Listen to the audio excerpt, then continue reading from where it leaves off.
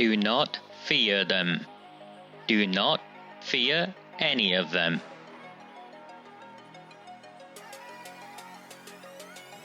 On the 20th of November 2003, James Ignatius O'Rourke McMahon was elected councillor for the Failsworth East ward of Oldham. Deeply ambitious, he ruthlessly rose to power, and by 2011 he was already leader of the council. In 2015, exploiting a Labour Party loophole, he became MP for Oldham West and Royton. If only the people of the town knew then what they now know. Do not fear them. Do not fear any of them.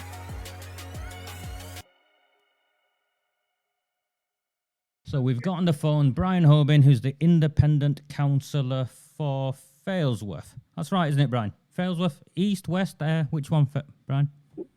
Failsworth East, Roger. Failsworth East, councillor. Failsworth East. And you've been councillor for how long, Brian? You're relatively new?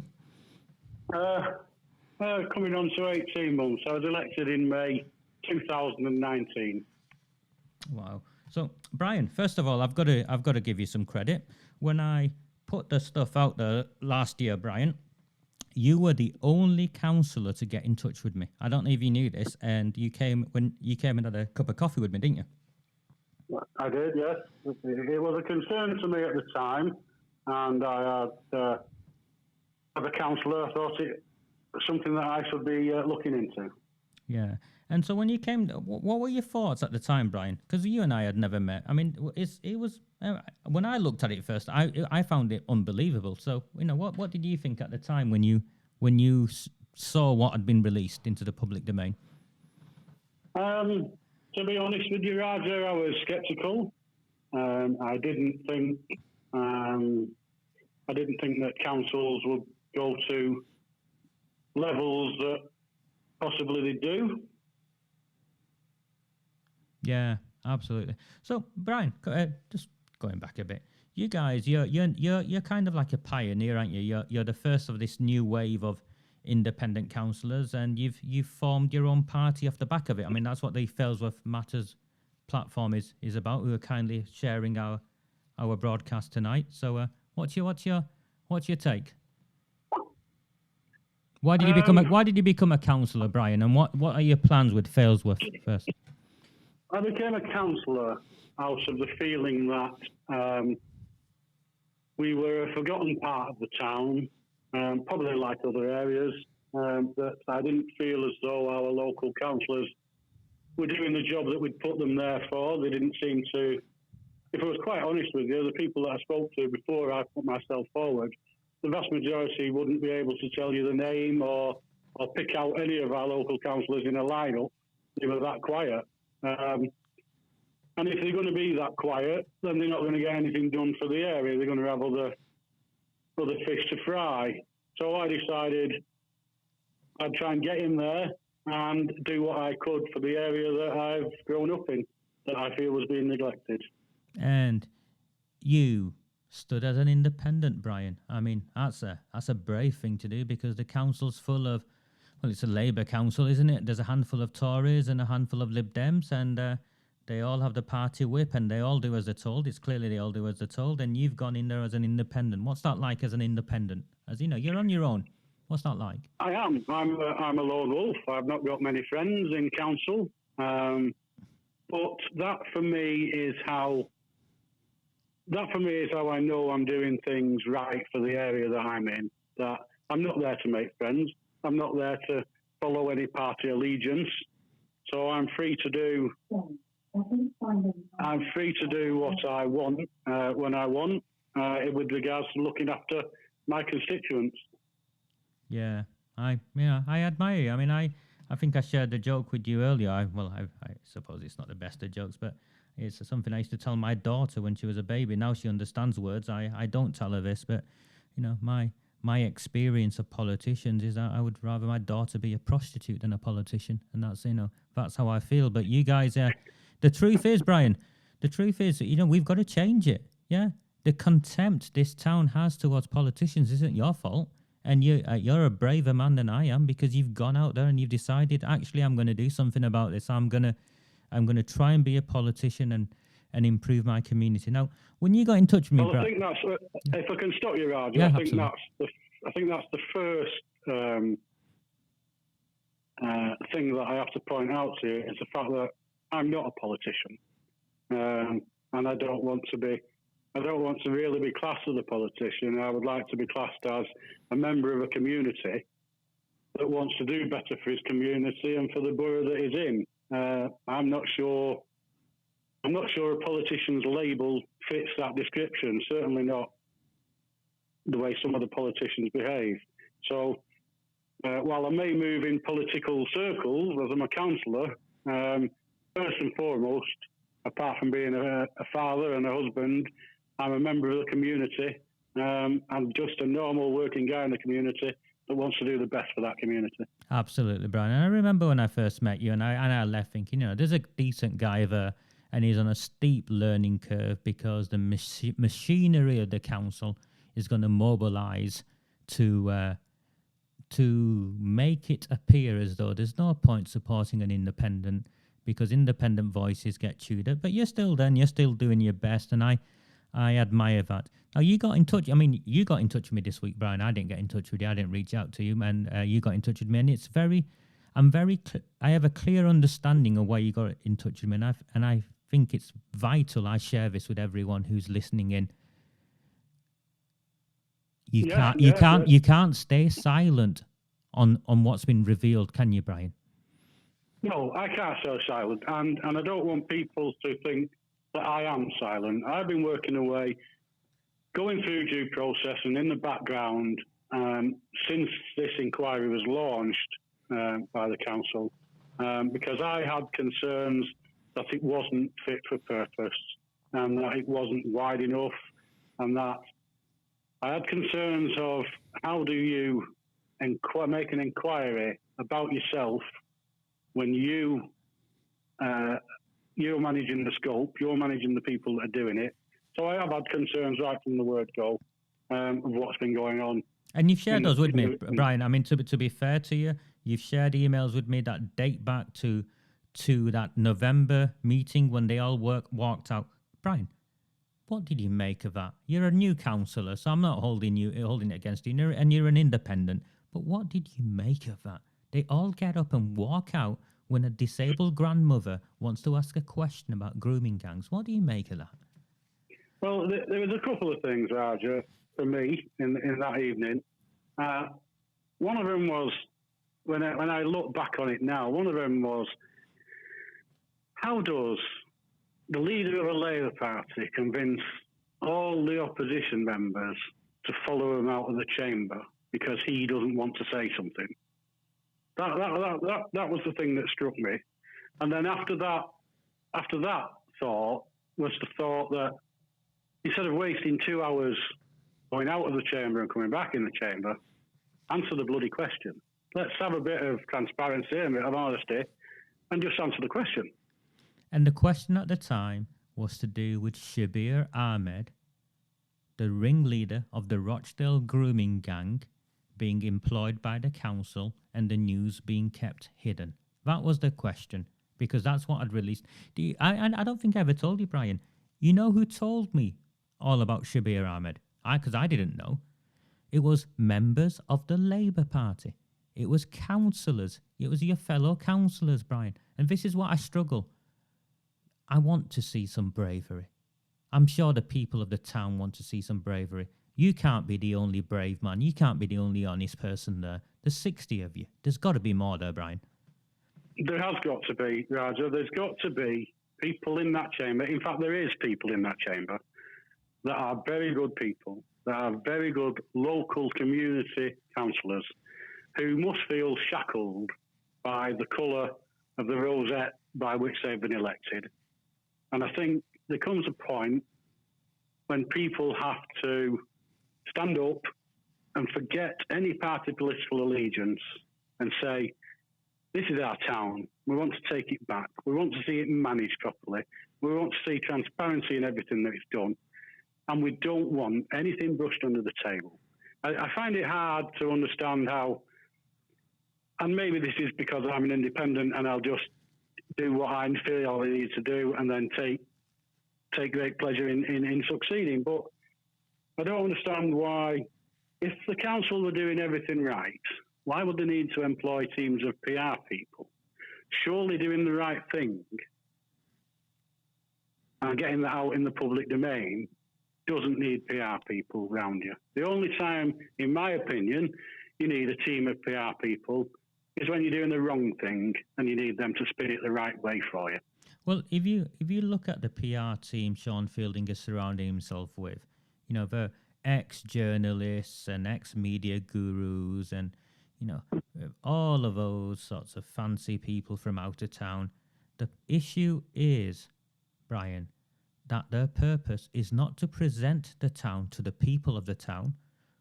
The purpose of this PR team in Oldham Council is to PR, present, promote Sean Fielding and his friends to the Guardian, to the Labour Party, to the national press, because all of these people see our town as a stepping stone in their careers.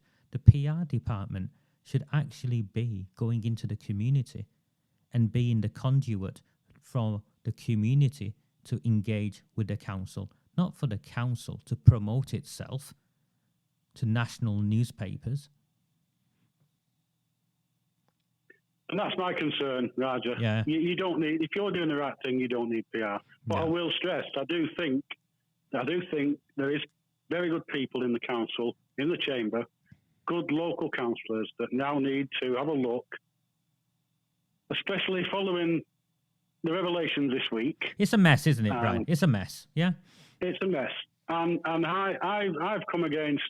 I feel as though I'm blocked from asking the questions of the people, and I feel that's why I need to now go public with you and say, now is the time for good people to step forward, to relinquish whatever colour rosette they've got and say, we're doing this for the town. We're not doing it for a particular party. We're doing it for the people that have voted us in. The people that voted me in, Raja, expect me not just to do things in Failsworth, but to be their representative at Oldham Council. And at this moment in time, following your expose this week, which is only one of many exposes over the last 12 months or so, but this now brings right to the fore for me that the inquiry that is set up in the council's name is not fit for purpose. And I need other councillors to step forward with me now and go at the council and say, we demand that something else is done. Yeah, because Dr. Carolyn Wilkins and Rebecca Sutcliffe, I've seen your emails, Brian, and you've got more patience than I have, I'm afraid, because they've been giving you the runaround, haven't they? For the best part of a year, these people have been giving you the runaround. And I've tried to follow the process expected of me, or what I've been told is the process expected of me. But when that process, when you're made to feel like an outsider, Raja, when you're not being listened to, and in one of the meetings, I even offered myself, I said I would sit on a panel and assist with any part of the inquiry so that it had an independent member. But that fell on deaf ears as well. So I'm at this moment in time at quite a road in my role as a councillor. I feel as though I'm getting nothing back from the council. I email, and I've got emails now on my desk that I've sent asking questions about other matters to the chief executive and other members. One of them sent out on the 30th of July, that I've had no response at all from the chief executive of the council.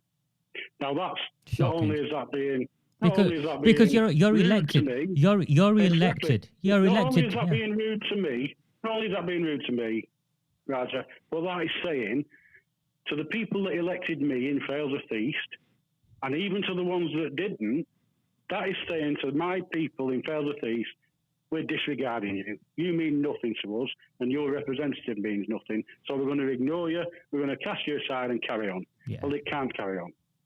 No, and you're right. And I feel, you know, I feel anger in your tone, and I understand it, Brian, because it's disgraceful. These are public servants; they're paid by us, and you are our representative. That's how democracy works. We elect councillors, and our councillors hold the administrators to account and make sure they do as they're told.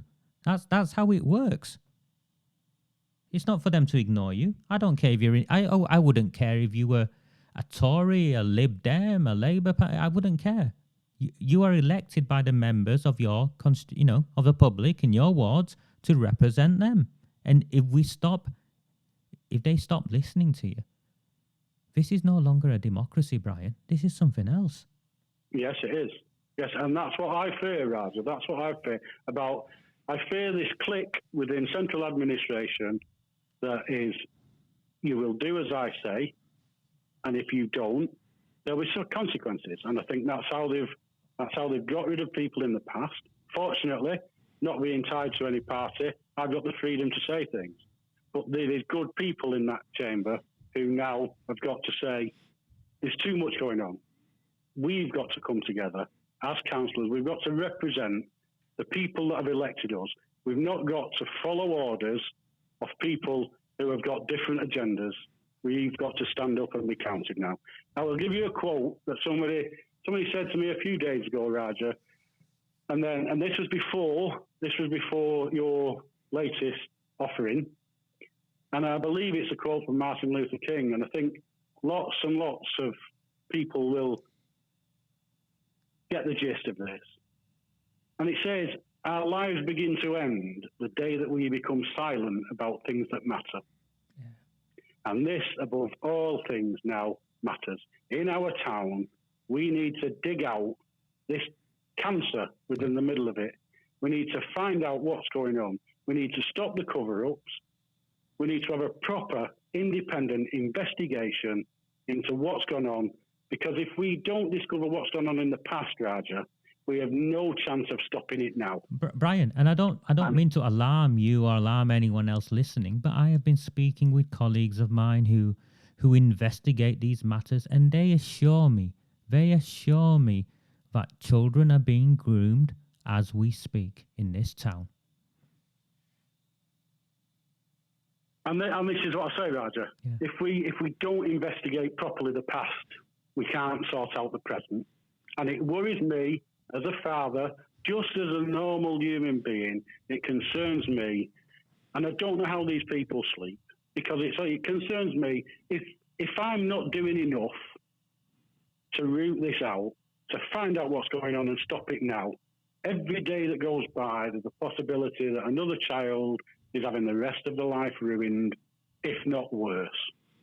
And all of this by a council that has hidden a sex offender from amongst their midst, from the people of this town. 25 years, Brian. You're a councillor, Brian. You know you are in a very trusted position because of the fact that you're a councillor elected onto Oldham to represent the people.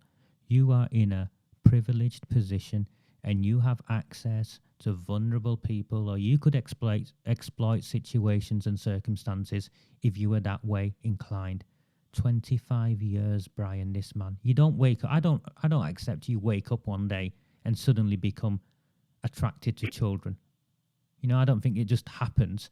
This has gone on for a long time. Howard Sykes, the leader of the Liberal Democrats, close confidant of Cyril Smith, self-declared, not me saying it, self-declared. And now this comes out about his other friend in Shaw. And Sean Fielding's tweet. I know he goes on social media and I know he likes to, make a fool of himself. But he's clearly implying there to me, I'm reading that, Brian, as a layperson, I'm reading that. And I'm reading of an arrangement between them, which is why I think they walked out. Well, I think now, Raja, as I've said, I think the quote "barefaced lies" by a certain member is coming back now to haunt him, and deservedly so. It is time, as I've said, for good councillors to step forward to do what they need to do in this council now. I can't sit back any longer. Your latest expose, Raja, is the kind of straw that broke the camel's back. As you are aware, for the last 12 months, I've been fighting to try and find out about this inquiry, to try and get an independent inquiry instead. This confirms to me, the people that have set up this inquiry, if they can cover this up, which they have done very well, in collusion with the local media, I must add, it's shameful in the way they've reacted to this. If they can cover this up, Raja, what else is being covered up? And should they really be allowed to police themselves? Or is it time now for us to seek outside, independent, proper investigation? And let's start with the CSE, let's start with the child grooming, and then maybe we can find other things where this council is letting not just my constituents in Failsworth, but as a councillor representing Oldham, I want the whole borough to be protected from any more of this. I'm not just being, which I think we've been accused previously of being parochial, even though I believe that's my job to look after my parish down here in Failsworth. But at the end of the day, I am also an elected member of Oldham Council. And this council is letting everybody across the borough down. They're hiding things, obviously, along with the media. They're keeping things to themselves. It needs to come out. We need to have an open, transparent governance system at Oldham that benefits the whole of the borough. And this is the time to start now. This is the time for people, the good people, and there's lots of good people. This is the time to stand up now. We can't carry on like this. Do not fear them. Do not fear any of them.